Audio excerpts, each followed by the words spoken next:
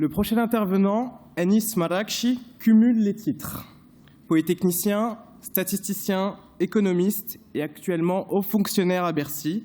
Il a publié et copublié de nombreux articles que vous trouverez en ligne sur les questions de productivité, de chômage et sur le marché de l'emploi. Anis a également, dans le cadre de la coopération franco-tunisienne, conseillé l'Institut national de la statistique tunisien. Alors, je ne vous cache pas que je voulais un minimum introduire le talk de Anis, mais après avoir lu 3-4 fois la définition de l'économie de rente, je pense que c'est effectivement la personne la mieux qualifiée pour vous en parler.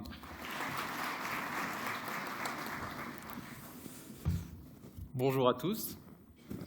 Donc l'économie de rente, généralement, les gens pensent que c'est lié aux ressources naturelles, au pétrole. Quand on pense rente, on pense pétrole, on pense Arabie Saoudite, etc. Ce n'est pas le cas, ce n'est pas uniquement le cas. L'économie de rente, c'est toutes les économies où une partie, petite ou grande, généralement grande, de l'économie est protégée de la concurrence. C'est-à-dire que la personne qui exerce cette activité protégée, elle est la seule à pouvoir l'exercer et personne ne peut la concurrencer. Et ça, ce n'est pas comme la corruption, ce n'est pas illégal. Généralement, c'est tout à fait légal. Et c'est d'ailleurs, c'est retranscrit dans des décrets, dans des lois, etc. Je vais vous donner des exemples concrets de rente en Tunisie. Donc, si on prend par exemple la vente d'alcool dans les restaurants, ce n'est pas quelque chose qui est ouvert. Tous les restaurants ne peuvent pas vendre de l'alcool. Il faut une autorisation qui, généralement, n'est pas donnée de manière tout à fait transparente à tout le monde. Ce qui permet aux restaurants qui ont ces autorisations-là d'être plus rentables que les autres et donc d'extraire une rente.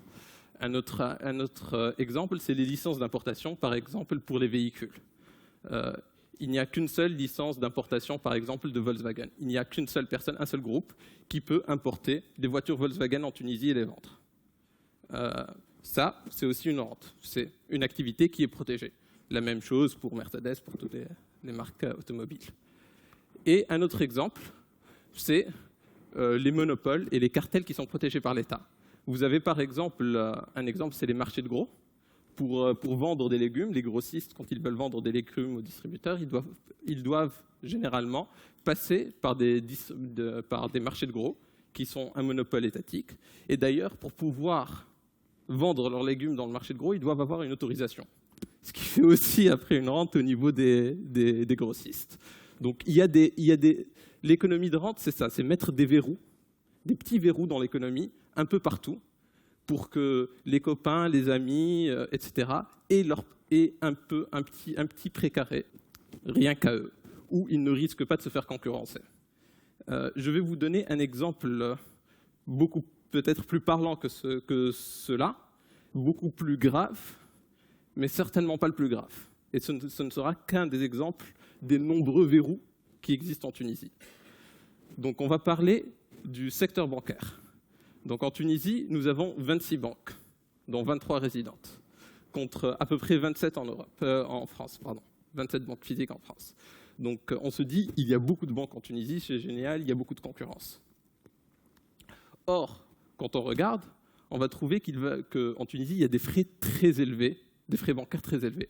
Vous devez payer pour ouvrir un compte, vous devez payer pour avoir un compte, vous devez payer pour avoir une carte bancaire, pour payer avec une carte bancaire, pour vous faire payer avec une carte bancaire, pour faire des virements, pour recevoir des virements, pour retirer de l'argent en liquide, pour mettre de l'argent en liquide, pour faire opposition sur votre carte bancaire, vous devez payer également. Vous avez contracté un prêt, vous devez payer des intérêts, vous payez des frais pour pouvoir payer les intérêts. Si vous voulez payer en avance, des frais également. Vous voulez un compte en ligne, c'est des frais. Il y a des frais bancaires pour tout, dans pratiquement toutes les banques. Mais avec tous ces frais-là, les services restent très en deçà de ce qu'on trouve ailleurs. Plusieurs banques, par exemple, sur leur compte en ligne, ne proposent pas de faire des virements directement en ligne. Il faut aller à l'agence. Si l'un de vous a essayé de faire opposition sur une carte bancaire en Tunisie, bon courage, elle doit toujours être en activité. Vous voulez faire un virement, j'espère que votre fournisseur a le temps. Voilà, donc c'est des services qui sont très en deçà de ce qu'il y a autre part en France, etc. Et malgré ça, les banques tunisiennes font des profits qui sont proprement incroyables. Donc là, je vous ai mis le taux de marge après impôt de la BIAT en 2017. Donc elle fait 31% de bénéfices après impôt sur le total de son produit net bancaire. Quand on compare avec les banques françaises, c'est 19% pour la BNP, 16% pour le Crédit Agricole, 16% pour la Société Générale et 12% pour Natixis. Donc tout ça, ces 3 points-là, c'est en fait des indicateurs d'une très très faible concurrence. On ne peut faire ça que quand on n'a pas de concurrence. On peut faire des frais élevés que quand en fait il n'y a personne qui va vous piquer vos clients. Sinon, les gens baisseront les frais, enfin les autres banques baisseront les frais, et ils vous piqueront vos clients et vous aurez intérêt aussi à baisser vos frais. La même chose pour les services et la même chose pour ce niveau-là de profit. Ça, c'est des indicateurs de très peu de concurrence. Alors, on avait dit juste avant qu'on a 26 banques et on dit maintenant qu'il n'y a pas de concurrence. Comment c'est possible ? Alors, là, il va falloir se tourner vers l'actionnariat des banques. Donc là, je vous ai mis un exemple. Vous voyez en bleu clair, ça c'est le groupe Horcheni. Le groupe Horcheni, c'est un groupe familial qui a des parts dans 3 banques tunisiennes, la BIAT, MN Bank et la Banque de l'Habitat. Donc en fait, ça c'est quelque chose de très répandu en Tunisie. Il y a plusieurs groupes familiaux qui vont avoir des parts dans plusieurs banques tunisiennes. Elles vont avoir des bras un peu partout. Vous voyez par exemple ici la BIAT, le groupe Mabrouk qui a 40% de la BIAT, un peu plus maintenant parce que le groupe Hashicha sort de la BIAT et se fait racheter par Mabrouk, enfin c'est par se faire racheter en tout cas. Le groupe Mabrouk, quand il est rentré dans la BIAT, il était déjà dans la BT et dans la Banque du Sud qui est devenue Tijari. MN Bank, le groupe MN, vous voyez il a 61% de MN Bank, il est aussi dans l'UIB. Donc tous ces groupes familiaux sont en soit une banque où ils ont beaucoup d'actionnariat et plein d'autres banques où ils ont des petites parts, soit ils sont dans beaucoup de banques à la fois. Au-delà de ça, le principal organisateur de ce cartel, donc là, clairement, ils ont intérêt à s'entendre entre eux. Si moi j'ai 3 banques, ou je suis présent dans 3 banques, j'ai intérêt à ce que les 3 banques s'entendent entre elles pour ne pas se faire de concurrence et pour qu'elles extraient le plus de profit possible.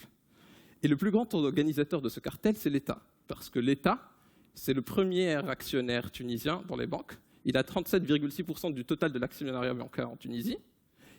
Et il est présent dans 7 banques. La SCB, la BNA, la Banque de l'Habitat, BTS, etc. Donc ça, c'est ce qu'on appelle une intégration horizontale. C'est-à-dire au niveau du secteur, les banques s'entendent entre elles. C'est un cartel. Deuxième chose. Et là, on va parler d'intégration verticale. En fait, tous ces groupes familiaux, ils sont présents dans des banques, mais les banques, ce n'est qu'une petite partie de leur activité. La BIAT, c'est 700 millions de dinars de chiffre d'affaires. Le groupe Mabrouk, sans Orange, c'est déjà plus de 3 milliards. Donc tout ça, c'est une petite partie de leur chiffre d'affaires. Et ces groupes-là, en fait, ils ont plein d'autres activités. Là, je vous en mets quelques-unes, mais c'est loin d'être tout. 3 milliards, c'est beaucoup. Donc, et quand on a une banque et plein d'autres choses, en fait, on a intérêt à ce que le groupe en entier fasse des profits, pas juste la banque. Donc, si on peut puiser dans la banque comme dans une tirelire pour avoir des prêts plus faciles, plus simplement pour ses autres activités, etc., ben on le fait si ça permet que le groupe en entier soit beaucoup plus rentable. Et donc, les banques, les activités de ces groupes familiaux-là, les autres activités, vont avoir beaucoup plus de facilité de prêt que le reste de l'économie, que moi qui n'ai pas de banque, par exemple. Si vous voulez me faire un cadeau, vous savez quoi faire. L'État aussi fait la même chose. L'État se sert de ces banques pour emprunter.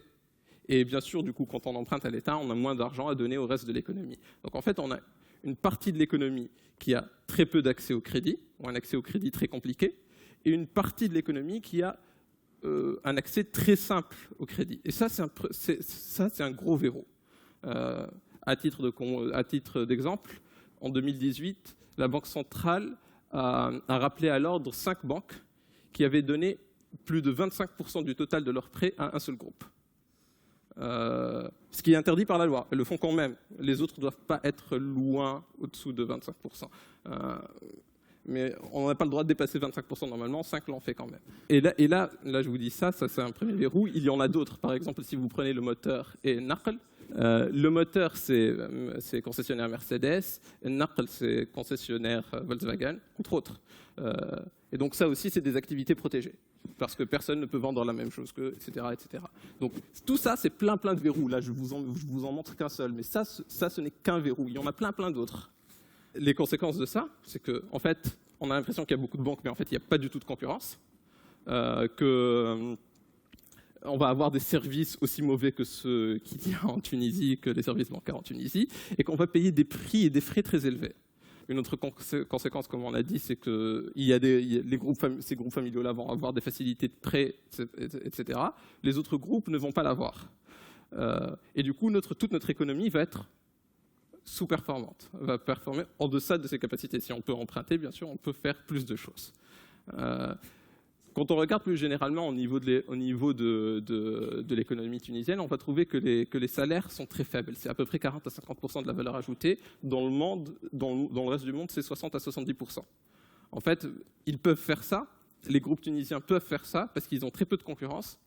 Et du coup, en fait, personne n'essaie de... Je suis Tijeri, je ne vais pas essayer de voler le très bon banquier de la Biat parce que de toute façon, je ne vais pas faire de très bons services. Il n'y a pas de concurrence, donc les gens sont obligés de prendre ce qu'il y a. Donc forcément, je ne vais pas le payer plus cher. Et s'il est pris, pas grave, je le remplace par quelqu'un de moins bon. De toute façon, pour gérer un tableur Excel, je n'ai pas besoin d'un génie. Voilà. Et du coup, ils vont verser des salaires faibles et avoir des prix élevés. En conséquence, en voie de conséquence, c'est que si on paie des salaires faibles, c'est qu'on ne retient pas les compétences. Elles partent à l'étranger ou ailleurs, et du coup, on a un très faible niveau d'innovation. De toute façon, l'innovation ne nous sert à rien, elle nous coûte de l'argent, on ne va pas gagner des clients en plus parce qu'il n'y a pas de concurrence, on est tout seul. Et quand on a des groupes aussi peu spécialisés et aussi épars que les groupes familiaux qu'on a en Tunisie, c'est très difficile de s'internationaliser, donc de conquérir des marchés étrangers. Quand on regarde par exemple le groupe MN, quand on a des cliniques, un concessionnaire automobile, qu'on vend du café, qu'on a un hôtel, un restaurant, qu'on fait du leasing et de la banque, etc., comment on va faire pour aller à l'étranger et s'internationaliser? On fait du moyen, voire du mauvais partout, on est excellent nulle part. Les seuls groupes tunisiens qui arrivent à s'internationaliser, c'est des groupes qui se sont spécialisés. Africa Invest, OneTech, Vermec, la câblerie de Lumi, etc. Pouline dans une moindre mesure, etc. Donc, comment sortir de ça? Comment casser tous ces verrous-là? Déjà, il faut casser les verrous. Comment on va faire ça? Déjà, pour cet exemple-là en particulier, ce n'est pas possible que des activités structurelles de soutien comme les banques, que tout le monde utilise, comme les chemins de fer, etc., par exemple, c'est d'autres activités de soutien, puissent être possédées par d'autres acteurs économiques qui possèdent un concessionnaire, un hôtel, etc. Sinon, il va puiser dedans. Il va donner des prix plus élevés aux autres qu'il ne donne à lui-même. Il faut soit bien réguler ça, soit tout simplement l'empêcher. Il faut aussi une véritable lutte contre les ententes et les cartels. Il y a des cartels et des ententes partout en Tunisie. Et l'autorité de la concurrence, qui, selon les textes, a les compétences pour punir cela, ne le fait pas ou le fait très peu. Finalement, on a vu que l'État, c'était le principal organisateur de ce cartel. Donc, quand l'État, ça c'est un des principaux arguments des gens qui disent que l'État doit se désinvestir de l'économie, pas de l'économie en général, mais en tout cas là où il joue un rôle de concurrent avec d'autres acteurs économiques, il doit prendre un pas en arrière, parce que sinon il va lui-même organiser les règles qui vont faire en sorte qu'il y ait ces cartels-là et ces ententes-là. Et finalement, il faut libéraliser au maximum les activités qui sont protégées à travers les licences et les autorisations administratives. À titre d'exemple, de 2018, décret 417. Ils ont sorti le décret le plus long de l'histoire de la Tunisie. Un décret qui fait 222 pages. Et sur 222 pages de décret, il liste 243 activités économiques qui sont soumises à autorisation ou à licence. Alors, il y a des autorisations pour tout et pour rien. Comme on a dit tout à l'heure, une autorisation pour pouvoir accéder au marché de gros. C'est vraiment quelque chose de fou. Je vous donne un exemple de comment ça peut affecter la vie quotidienne. Donc, j'ai un ami qui me raconte que mon ami il veut ouvrir une activité d'installation de panneaux solaires. Quoi de plus banal que installation de panneaux solaires? Eh bien, figurez-vous que pour installer des panneaux solaires, il faut une autorisation administrative. OK. Donc il se dit, OK, je vais essayer d'obtenir cette autorisation-là. Cette autorisation-là, il faut embaucher 2 personnes et avoir un local pour pouvoir faire la demande. Une fois la demande faite, il faut attendre 3 ou 4 mois pour qu'on vous donne une réponse. On a dit, Mini s'est dit, OK, il loue un local et il y a quelque chose qui s'appelle le SIVP, c'est des contrats aidés. Il embauche 2 personnes avec ce contrat aidé SIVP. Et il fait sa demande. Et donc maintenant, il doit attendre 3 ou 4 mois. Il attend 3 ou 4 mois, mais entre-temps, SIVP, c'est un emploi aidé. L'État envoie des inspecteurs pour s'assurer que les gens travaillent bien. Les 2 personnes là qu'il a employées sont effectivement en train de travailler, parce que c'est des emplois aidés. Donc l'inspecteur arrive, mon ami est bien obligé de lui donner un pot de vin, sinon il doit tout fermer. Il lui donne un pot de vin, l'inspecteur repart content. Et là, du coup, il se retrouve avec ses 2 employés, il attend 4 mois, etc., et sans local. Il a budgétisé donc, pour pouvoir ouvrir son activité d'installation de panneaux solaires, 4 mois et 10 000 dinars, juste pour pouvoir commencer à installer des panneaux solaires.